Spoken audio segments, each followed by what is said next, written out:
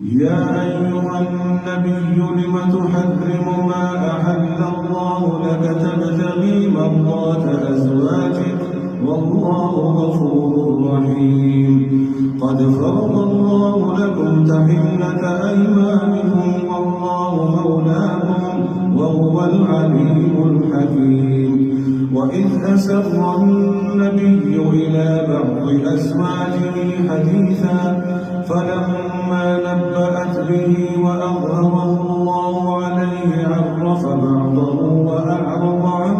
بعض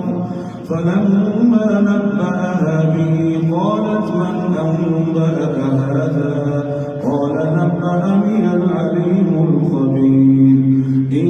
تتوبا إلى الله فقد صغت قلوبكما وإن تظاهرا عليه فإن الله هو مولاه وجبريل وصالح المؤمنين والملائكة بعد ذلك ظهير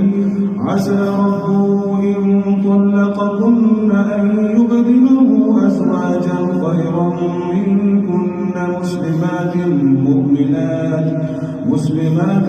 مؤمنات قانتات تائبات عابدات سائحات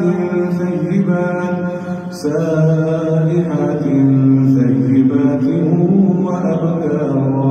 يا أيها الذين آمنوا قوا أنفسكم وأهليكم نارا وقودها الناس والحجارة عليها ملائكة غلاظ شداد لا يعصون الله ما أمرهم ويفعلون ما يؤمرون